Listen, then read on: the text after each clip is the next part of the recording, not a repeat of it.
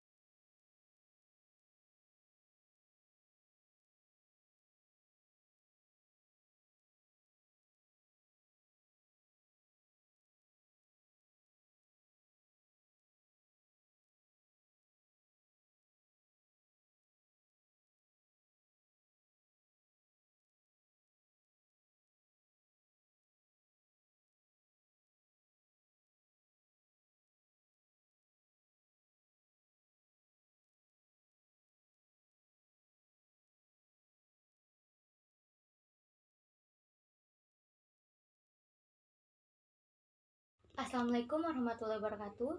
Di sini saya akan menjelaskan materi pertama dan materi kedua. Materi pertama, proses pengolahan kata. Pengolah kata adalah program komputer yang memberi fasilitas berupa input, edit, format, dan output naskah. Salah satu program pengolah kata yang terkenal yaitu Microsoft Word. Microsoft Word digunakan oleh berbagai negara termasuk Indonesia.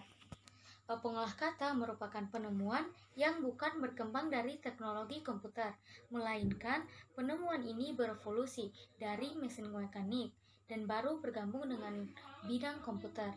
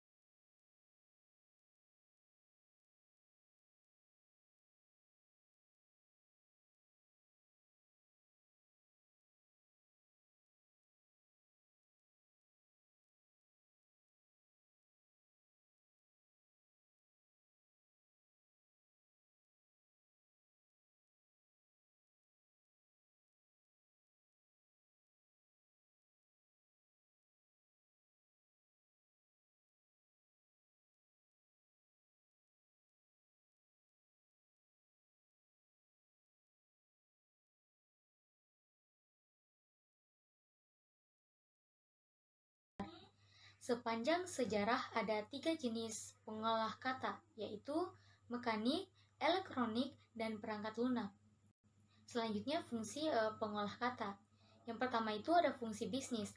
Maksudnya, pada perangkat pengolah kata seperti Microsoft Word, kita bisa membuat proposal, surat, laporan, dan lain-lain. Yang kedua, ada fungsi pendidikan. Maksudnya, dalam membuat tugas, sangat sering kita membuat dokumen atau laporan menggunakan perangkat pengolah kata atau biasanya itu Microsoft Word. Nah, yang ketiga ada fungsi secara umum. Maksudnya, semua orang dapat terbantu dengan adanya perangkat pengolah kata ini. Selanjutnya, macam-macam perangkat lunak aplikasi pengolah kata. Antara lain itu yang pertama ada Microsoft Word, yang kedua Lotus Word Pro, yang ketiga Star Office Writer, yang keempat WordStar.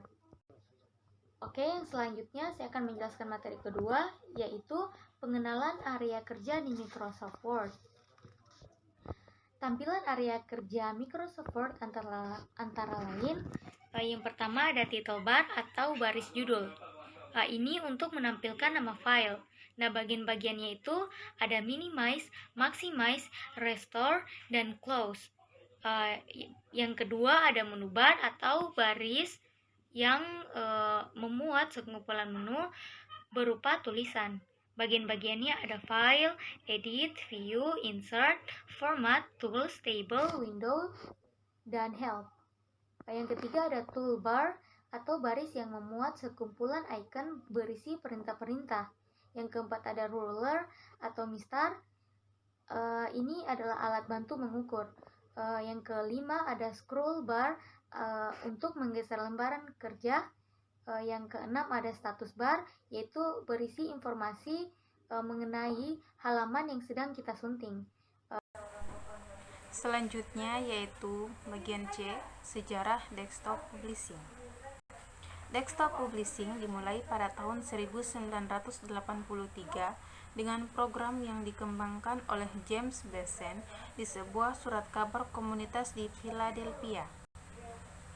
Program tersebut, Type Processor One, berlari pada PC menggunakan kartu grafis untuk tampilan WYSIWYG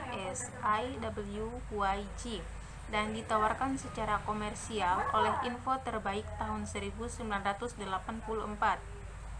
Pasar DTP meledak pada tahun 1985 dengan pengenalan pada bulan Januari Laser Writer Printer Apple, dan kemudian pada bulan Juli dengan pengenalan perangkat lunak PageMaker dari Aldus yang dengan cepat menjadi standar industri perangkat lunak DTP.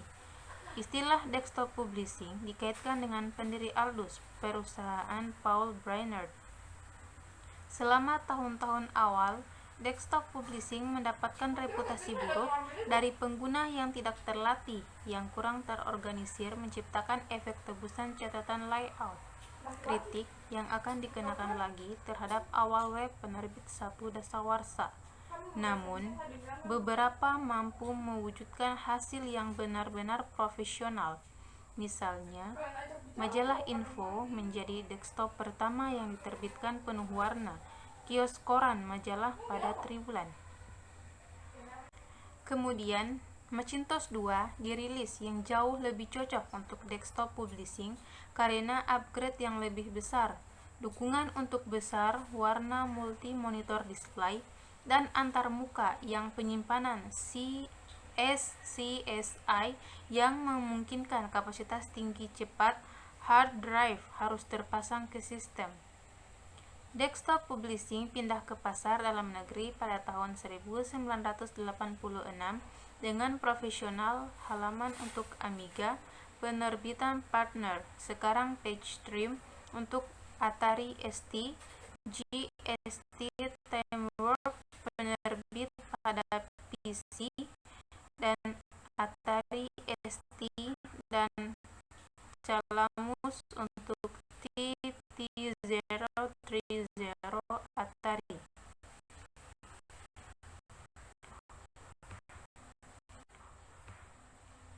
Setelah dianggap keterampilan primer, peningkatan aksesibilitas untuk lebih user-friendly perangkat lunak DTP telah membuat DTP keterampilan sekunder untuk arah seni, desain grafis, pengembangan multimedia, komunikasi pemasaran, dan karir administrasi.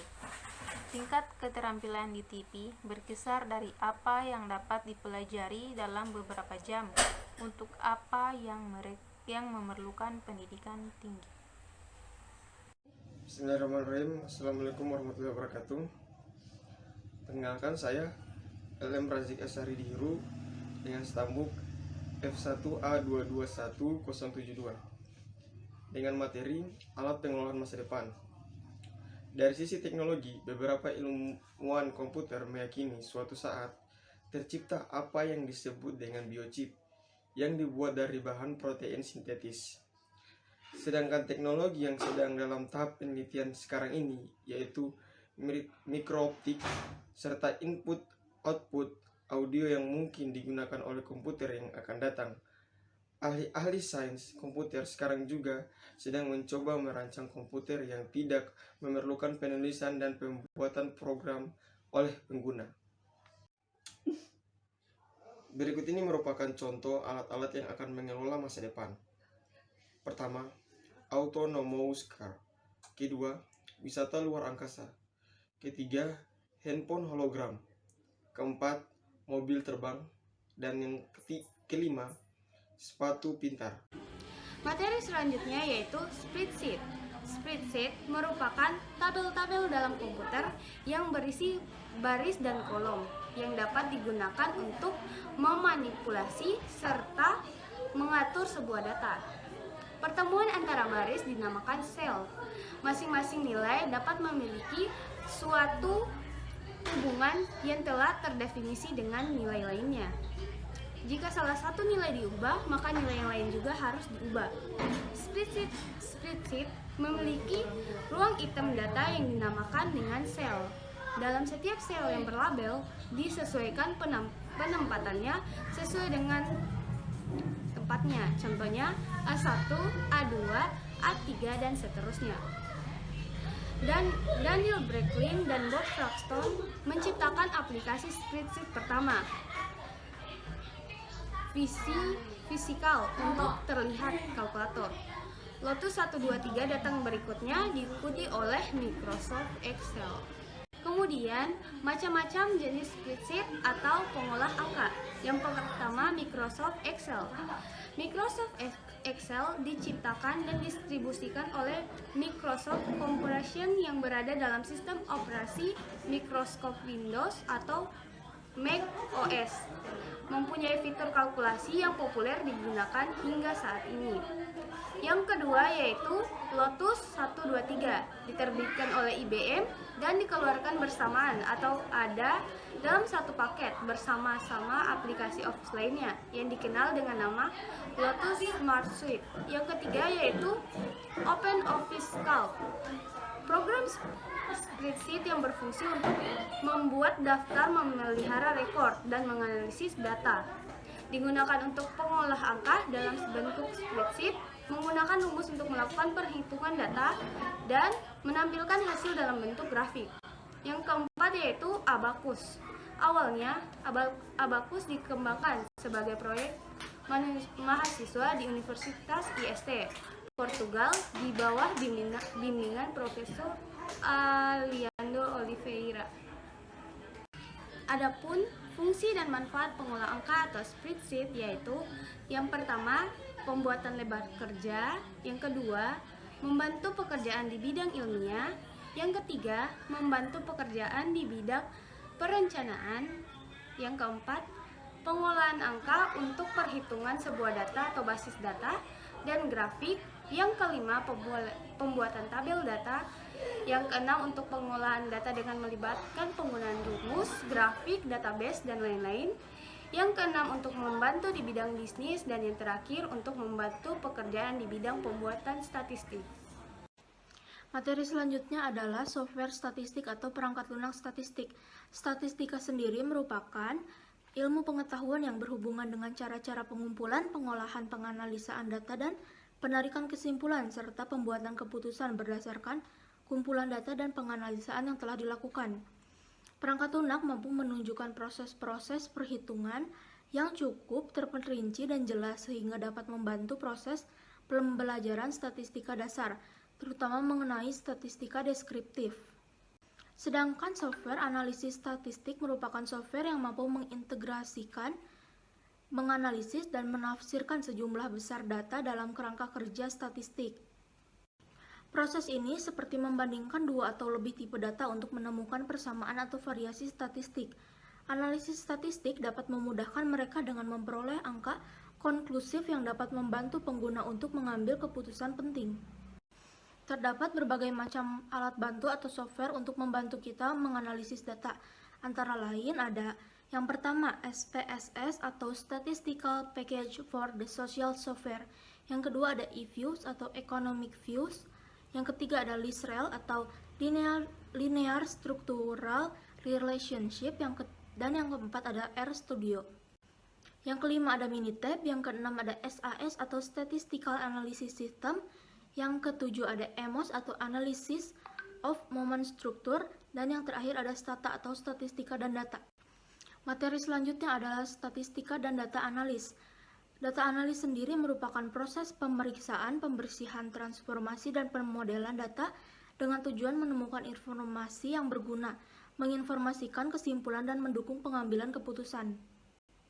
Dalam statistika sendiri ada dua jenis analisis. Yang pertama ada analisis kualitatif, yang berarti data yang diperoleh dengan proses sistematis dengan cara mencari dan mengolah berbagai data yang bersumber dari hasil pengamatan lapangan, kajian dokumen, catatan lapangan, wawancara, dokumentasi, dan lainnya sehingga dapat menghasilkan sebuah laporan temuan penelitian. Dan yang kedua ada analisis kuantitatif yang berarti analisis data yang dilakukan dengan memakai model-model tertentu. Hasil dari jenis analisis ini nantinya akan disajikan dalam bentuk angka-angka dan diinterpretasikan atau dijelaskan lewat sebuah paragraf atau narasi. Visualisasi ilmiah adalah cabang ilmu interdisipliner yang berkaitan dengan visualisasi fenomena ilmiah. Ini juga dianggap sebagai bagian dari grafik komputer, cabang ilmu komputer. Tujuan visualisasi ilmiah adalah untuk mengilustrasikan data ilmiah secara grafis untuk memungkinkan para ilmuwan memahami, mengilustrasikan, dan mengumpulkan wawasan dari data mereka. Salah satu contoh paling awal dari visualisasi ilmiah 3 dimensi adalah permukaan termodinamika Maxwell yang ditanya pada tahun 1874 oleh James Clerk Maxwell. Teknik visualisasi ilmiah modern ini menggunakan grafik komputer. Yang pertama, kumpulan data 2 dimensi sunting. Aplikasi utama adalah bidang skalar dan vektor. Dari simulasi komputer dan juga bidang data, metode utama untuk memvisualisasikan medan skalar 2 dimensi adalah pemetaan warna dan menggambar garis kontur. Bidang vektor dari 2 dimensi divisualisasikan menggunakan mesin terbang dan garis arus 1 metode konvolusi integral garis. 2. Kumpulan data 3 dimensi sunting. Metode utamanya adalah rendering volume dan isosurface metode untuk memvisualisasikan bidang vektor terutama mesin terbang, icon grafis seperti panah, garis arus, dan garis-garis. Penelusuran partikel konvolusi integral garis LIC dan metode topologi. Perhitungan risiko. Risiko dapat dikatakan sebagai suatu peluang terjadinya kerugian atau bisa juga disebut dengan kemungkinan terjadinya hasil yang tidak diinginkan atau berlawanan dari yang diinginkan dalam industri keuangan.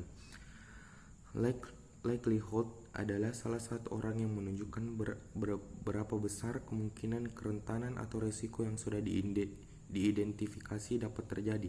Jadi kita baru memberikan nilai berapa besar kemungkinan dari setiap risiko tersebut dapat benar-benar terjadi.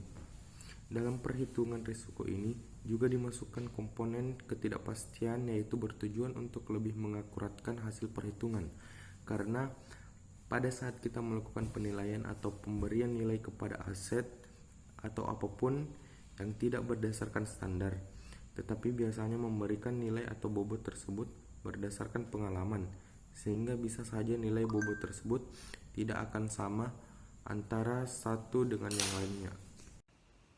Itulah pemaparan materi dari kelompok kami. Mohon maaf apabila ada kesalahan kata atau kekurangan lainnya.